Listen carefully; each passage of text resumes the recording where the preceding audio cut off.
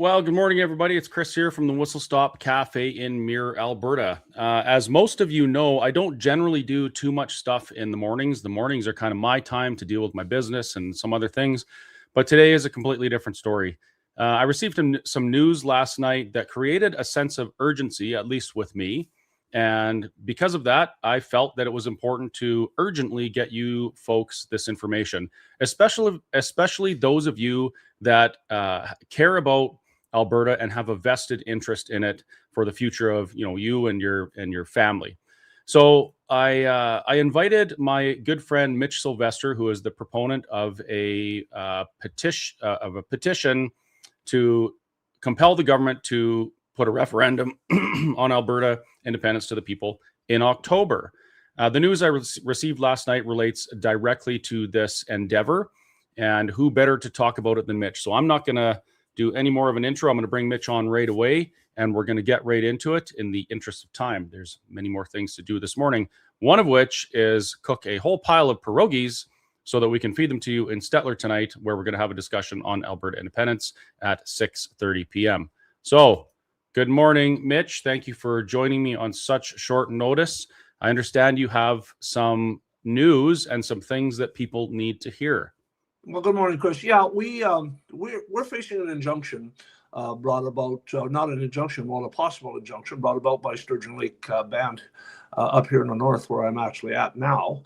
What our concern is that if that injunction actually becomes reality on April 7th, the injunction is going to cut us off from being able to collect signatures so that we can actually hold a vote on a referendum for independence. So my goal is to make sure that we have all the signatures and more that are required before April 7th, before the court date. So we want to be sure that we have the signatures to make sure that this goes forward. I don't think we should take it for granted that we're going to win this, in spite of the fact that I have assurances from some of our people that we should. But our history, and especially with everything that's going on in Canada right now with government and the judiciary and all the things that are actually happening, I have very little faith that we will actually win that. So as a consequence to that, I'm basically begging everybody to get to work, get all of your signatures that you can get the ones that you know that we have. Do not procrastinate any longer. Get everybody that you know signed up to our petition so that we can move forward and have a vote on independence in October. So let me get this straight. Albertans are participating in a democratic process in order to compel the government to ask a question that we want asked of us. And there's a group of people seeking to undermine that using the judiciary. Is that, in a nutshell, kind of what's happening? That's absolutely correct. That's absolutely correct. And apparently they believe it's to their own best interest. But I mean, we're not understanding how, this is a very basic foundational part of the democracy, having the ability to petition government for change. If you cannot petition the government for change, how can you possibly have change, or how can you start a discussion towards change? So this is what we're doing. We're following a legal process. I mean, it's in the Constitution of Canada that we can actually do this, so we're doing it. But we're being challenged. The legality of it is being challenged by Sturgeon Lake First Nations. And we believe that we should actually be aware of the fact that, based on the way judgments have been going with First Nations involved, that we should not take it for granted that they are not going to be successful. I'm of the opinion, and I actually wrote a blog article about this, Mitch. If you ever have a chance, it's at whistlestoptrucksup.ca/blog. It's called "Why First Nations Stand to Benefit Most from an Independent Alberta," and I outlined the reasons why First Nations people will have an opportunity to change things so much for the better. So it is actually very, it's really depressing to see that one of the groups is trying to stop this process without really even having a discussion. And actually, before I say that, I should ask Mitch, has anybody in those groups that are trying to shut you down ever had a discussion with you about this? No, actually, they haven't. None of these groups. I've had several discussions with First Nations, and every time we've had a discussion with First Nations, they leave the room actually very happy. One of the comments I got was, "I like the way you think," and the other one was the other particular case I had actually close to home is that they actually gave me the opportunity to speak to the group. I walked into the circle. They're having a protest circle there, and I walked into the circle and I asked to speak to the chief. And she walked up and I said, would you have a private discussion with me? And she said she would. So we went into the hall. We had a private room and we had a half-hour discussion. And she actually said, would you write that down? I said, well, absolutely. I don't have any problem writing it down, but I have no power to do anything about it right now. But this is our plan. Our plan is to make Aboriginal people better off, to make all Albertans better off, and not especially, but including Aboriginal peoples. And, they're a big major player in everything that happens here. Their treaty rights are not in danger in any way, shape, or form. We totally understand that, we've been living with them for my whole entire life. They have hunting, fishing, trapping, mobility rights. They're on independent nations. That could stay the same. That would be the simplest thing. They could stay the same and continue to collect their money from the federal government, and nothing could change. But when we proposed that to both groups of people that I spoke to, they both agreed that would actually suck. That's quote. So what I think is they're amenable to hearing something else. But let's address the elephant in the room here. Chief and council don't necessarily represent the people. There's a lot of corruption on Aboriginal reserves, and we're dealing with that right now at Frog Lake First Nations, which is right beside Bonneville. And there's certain things that are common knowledge, but people don't want to talk about.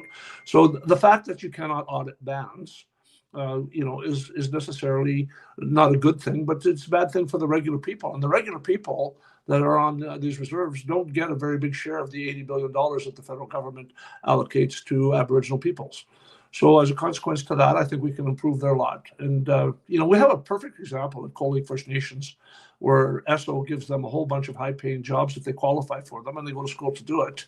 And it's been a literal game changer there. You can see the absolute difference between, the kids and the parents, in that the kids are absolutely integrated into society, owning property, doing things, absolutely totally independent, capable, and doing things on their own. Yeah, and that was my experience. I spent a lot of time working up in Wabasca and other areas that were, that had reserves close to them. Wabasca isn't a reserve; it's a municipality, and they do fantastic. The Big Stone Reserve near there, not so much. But I've witnessed that. I've witnessed the effects of the hand up, and it's absolutely it does change the world for sure. So, Mitch, I did a podcast a couple days ago, and I talked about a few stats. Here's some of the stats that I uncovered about the status quo for First Nations people in Alberta, and actually just in Canada. 3 times higher rate of suicide, 5 to 6 times higher rate of youth suicide, 55% higher chance of violent victimization in the home, 10.8 per 100,000 homicides as opposed to 1.3 non-Indigenous. And the one that really got me was, in some places in this country, First Nations man living on a reserve lives an average of 19 years less than a man living off reserve. And these statistics, the status quo for this group of people is absolutely horrendous. And I cannot believe that in a country like Canada that these things haven't been addressed and these problems fixed. Now, I don't think we're not going to change the court's mind at this point. I mean, we can do our best. I believe you made this decision thinking that, or knowing that this is the best path forward. We still have 30 days, or just about 30 days or so. Yeah. So what do we do now? What do we do now is we absolutely go out there and get our signatures. Now, we're in a position here with Stay Free that we're implementing a large door knocking campaigns. We have 6,400 canvasser badges out there. Our biggest job is to put everybody to work, and we're doing that. We're going to be we're everywhere. We're all over in your province. You can go to sign up places. But the other thing that we're doing is we're going to go get our intent to sign vote. That we have people that are already committed to that. So we're going to come to your house, and we're going to get it, and get other people at your house that while we're there. We can sign up more than the people that are on the intent to sign. And the other thing we're doing is, we're available we're going to go door knocking. We're going to try and door knock. Just sorry about that. We're going to try and door knock every door in Alberta between now and then. And I believe we'll be able to. I believe we have the opportunity to do that, and we're organized enough to do it. And we're starting, as a matter of fact, tomorrow. So we just roll up our sleeves and get to work, and we do what we've been doing this whole time. It doesn't matter what it is. You got to do the work. And right now, I'm going to strongly urge you to do the work, and I'm going to explain to you how we were not going to get another chance at this. We have an opportunity to change our lives forever and our kids' lives forever. I don't think we should squander it. It's not going to be without effort, for sure. The other side has way too much to lose to allow it to go easily, and we have way too much to gain to not do the work. And I think that basically sums it up. Yeah, some of the earlier conversations we had before this all was a thing, we knew this was going to happen. We knew there was going to be all sorts of roadblocks put up. The system and the structure was going to do everything it can to protect itself. So this was expected. It's a roadblock. It's not the end of the world. And I really don't think it needs to affect what we do as much as encourage us just to do a little bit more. Everybody do a little bit more, put in a little more time, get the signatures. This injunction, folks, is not to stop the process. It's specifically to stop the signature collection. So we just have to get that done before that's before that's a thing, and then we move on and we move forward and we do that together. I think that's pretty much it, Mitch. That's 15 minutes. It's about perfect. I know you got other things to do. No, do you have any other comments or concerns or anything? Yeah, actually, it's the first time I'm on your show, and thank you for that. Appreciate it. Take care. You're welcome. Have a great day. Bye-bye. Thanks, Mitch. Well, there you go. Little speed bump. Not the end of the world, but it does put a little bit more pressure on you and on me. Do a little bit more. Talk to a few more people. I'm going to continue doing what I've been doing, which is we are holding events talking to Albertans about these issues, specifically asking people who have reservations about asking about independence, or people who are opposed, specifically asking them to come join us and have these conversations so we can talk it out and get to a place where we can agree to at least ask a question. That's the important part here. There's a small army of canvassers right now collecting signatures to compel the government to trigger this referendum. If you're a canvasser, I would encourage you, do as much as you can to double your efforts. Get in front of more people, talk to more people. That's all we have to do. The idea of Alberta independence it's an easy sell. The math looks fantastic. The opportunity is there. The prospect of a future where we're not hemorrhaging $30 billion a year to Ottawa. I saw someone in the comments earlier said something like, "Oh, the provincial government can't even run the province. How are they going to run the country?" This is the ignorance we're trying to deal with. We're not asking the provincial government to run a country. We're asking to set up a new form of government, a new constitution that we decide that gives us the opportunity to make sure governments in the future do things right. And, if you're one of those people that is not on board with this because of the provincial government having a $9.1 billion deficit, we send $30 billion east and we have a $9 billion deficit. What does that tell you about the structure that we find ourselves in? Is that fair? Should we have to run a $9 billion deficit? And granted, we could shave that and trim that down. I get it. Half of it is public servant wages, by the way. $9 billion deficit, and we're hemorrhaging $30 billion east. It's time to fix it.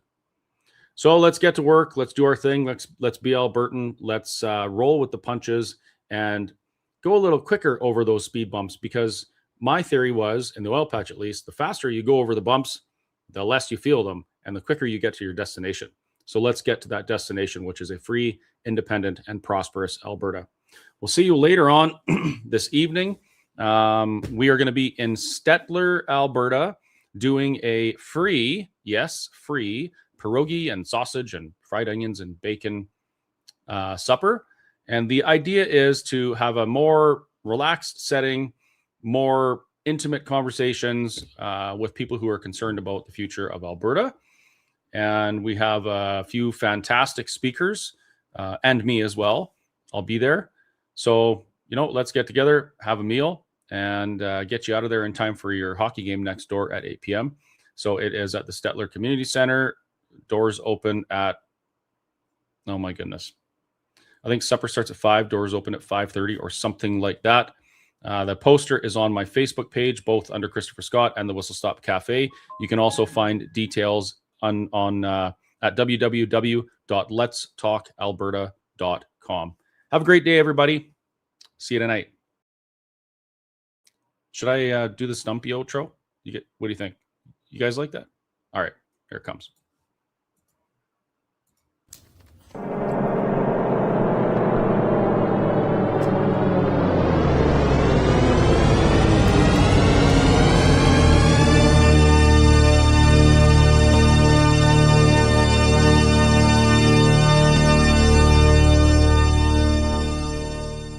Meow. Alberta independence is necessary and inevitable. See you there.